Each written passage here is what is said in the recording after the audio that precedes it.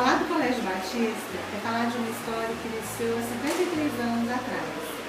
Em 1961, dia 5 de maio, o colégio foi fundado com outro nome, era o Instituto Batista Mineiro. Na época, houve muita dificuldade da aceitação da comunidade por ser uma escola confessional batista.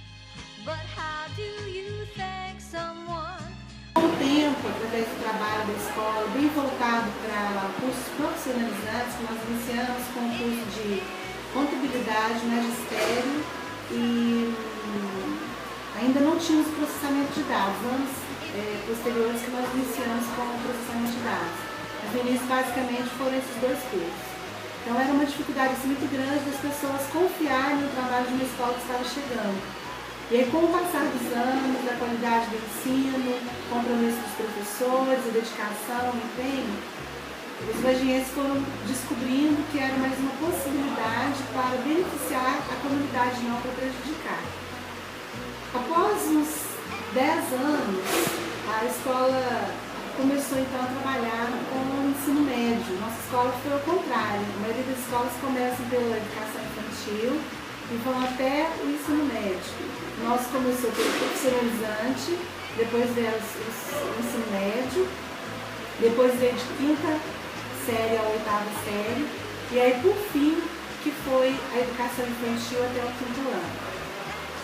No início nós estávamos com muita dificuldade porque, por ter um número pequeno de alunos e preocupados com a qualidade e a interação dos professores, nós passávamos algumas dificuldades financeiras, mas que graças a Deus foram vencidas através do apoio dos professores, inclusive professores que trabalharam sem receber de forma voluntária, para que o nome do colégio fosse solidificado aqui na cidade.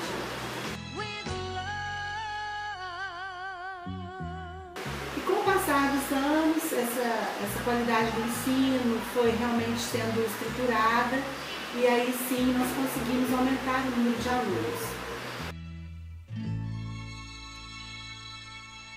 E com o passar dos anos também, nós fomos dando algumas modificações na metodologia do ensino. A princípio, a escola adotava livros didáticos que eram selecionados pelos próprios professores, juntamente com a direção. E naquela época, quem era o diretor pedagógico era o Carlos Luiz Malad, que ficou aqui por 30 anos como diretor. E esse trabalho, junto com o professor, de uma forma assim, bem de perto, acompanhando, foi possível realizar realmente um trabalho muito bom. Quando terminou o mandato desse diretor, então foi quando eu entrei como diretora pedagógica, que foi no ano de 1996, e a partir daí nós resolvemos também introduzir novas situações, seria um sistema didático do positivo, com apostilamento.